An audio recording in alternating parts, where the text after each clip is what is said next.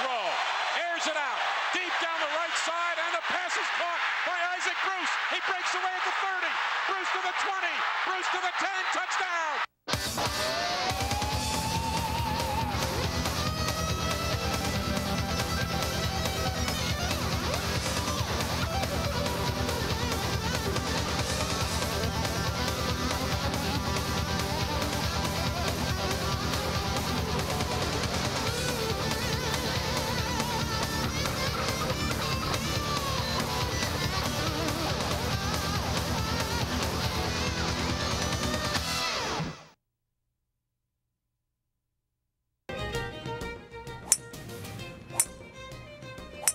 The sweet swing of Memorial Mustangs golfer Corey Whitson, who now prepares himself for a 4th straight trip to the 5A State Golf Tournament, having captured the 5A Region 3 Championship for the 4th year in a row. Phillip was among area leaders in home runs with 7 round trippers. His .507 batting average was 3rd best in Greater Houston, and on the base pass, his 25 steals ranked him among area leaders as well. And Scott has indeed raised the bar to remarkable heights for a 16-year-old sophomore, even clearing 7 feet 5 inches during a recent practice. Scott ultimately has his sights on surpassing the national record of 7 feet 7 inches high. His most immediate goal is to win a 2nd straight state championship at the upcoming 5A State Track and Field meet. Hair, makeup, action.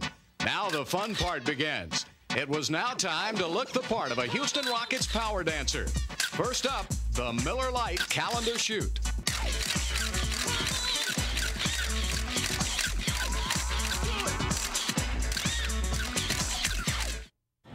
For the Stratford High School soccer team, it is a true crisscross of cultures. The District 21 5A champions are winning with flair, international flair that is. Of the 26 players on the roster, only 4 are from the USA. The rest of the players moved here from 12 different countries. It is indeed a worldly group of athletes. It's the final practice of the season for the Cy-Fair Bobcats. And as he's done for virtually every practice over the last 4 seasons, Ryan Facino is on the field to lend a helping hand. A special education student at Cy-Fair, Ryan is a special member of this Bobcats football program. He a very affectionate type young man. Win or lose, he's for us, and he's on our side. He's very inspirational, I think, to the kids as far as, you know, his encouragement to them. I appreciate his good spirit. Whenever you're around him, if you're down or not, had a bad day, if you lost a game or whatever, you go to him and he's got a good spirit. He's always smiling. Everybody around him, he'll cheer him up. That's how he is. He's added a lot to us as far as our program. He's very enthusiastic. He loves the game, and this is a way for him to be a part of it. And whether it's a high five or an affectionate hug, Ryan's spirit certainly makes an impact on the gridiron. His pep talks are a source of motivation as well. He's our team motivator. There's nobody else that motivates us more than Ryan.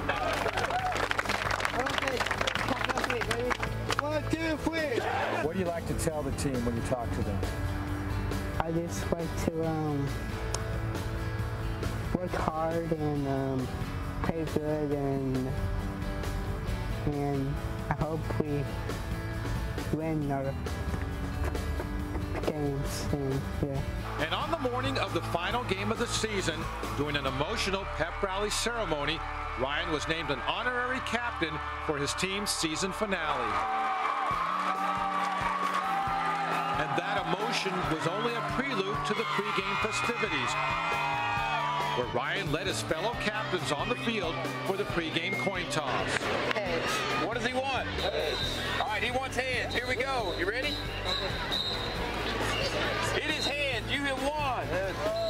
Good job, baby. All right. After winning the coin toss for his team, there was one final piece of business for Ryan to attend to, and that was to lead the charge on the playing field, which Ryan handled in proud fashion. For Ryan, this would be his final game along the sidelines with the Cy-Fair Bobcats. And while he never played a down of high school football, it's safe to say Ryan Facino is a true high school hero.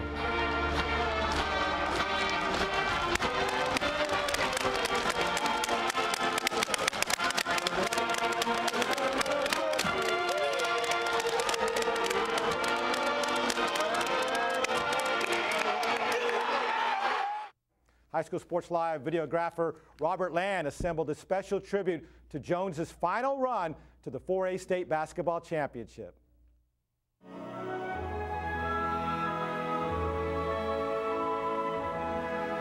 Daniel's just a young man. When he walked into this building, the ball was put in his hand from day one. We had a T-shirt printed up in the beginning of the year called The Final Run.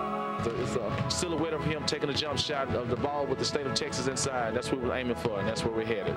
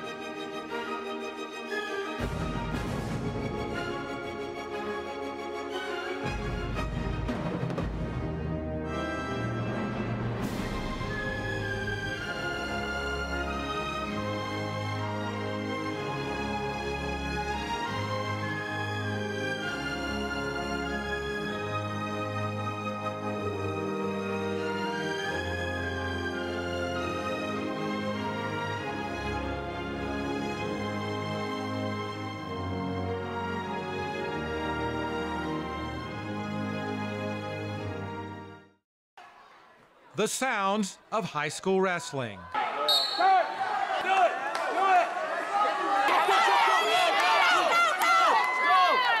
Sounds which go unheard for Cy Ridge wrestler Gwendolyn Haley.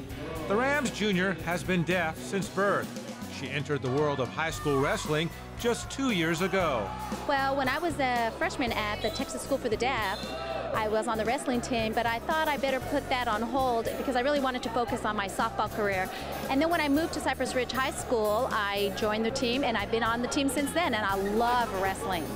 With that love and passion for the sport, Gwendolyn has emerged into one of the state's top-ranked wrestlers in the 102-pound weight class, winning 28 of her 34 matches this season. What makes her so outstanding? Her determination, her fortitude to learn the sport. She's very dedicated to the sport.